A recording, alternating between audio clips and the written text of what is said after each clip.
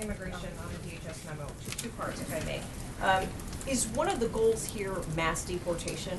No. Not at all. This isn't, look, I think what we have to get back to is understanding a couple things. There's a law in place that says, you know, if you're in this country illegally, that we have an obligation to make sure that the people who are in our country are here legally. What the order sets out today is ensures that the million or so people that have been adjudicated already, that that ICE prioritizes, creates a system of prioritization, and make sure that we walk through that system in a way that protects this country. This is consistent with everything the president has talked about, which is prioritizing the people who are here, who represent a threat to public safety or have a criminal record.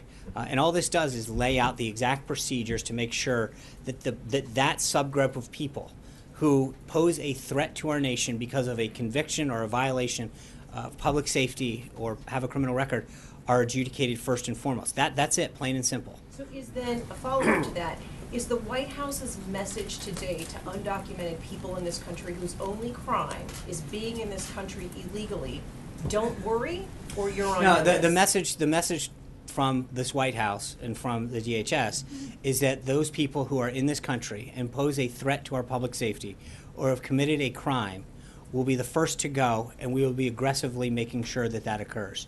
That is what the priority is. If you're, the others who aren't? Then I think as right now. Cecilia, the president has said multiple times that we've got to look at this issue on a very, very holistic way.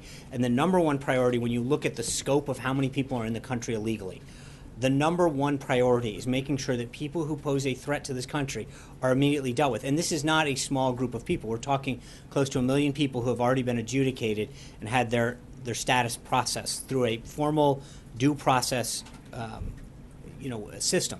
And so what we need to do now is to make sure that we focus the resources and the efforts on those people going first and foremost. And the fact sheet and the information that we put out lays that out very, very clearly, what is being done. But for so long, the people at ICE and CBP had their hands cuffed behind them, and when they were going to deal with the mission of their job. The last administration had so many carve-outs for who could be and who couldn't be adjudicated that it made it very difficult for the customs and enforcement people to do their job and enforce the laws of this country. But right now what we've done is to make sure that they have the ability and the guidance and the resources to do what their mission is. And that's it, plain and simple. And the president is consistent with his priority of making sure that those people who pose a threat to this country are the first ones to go.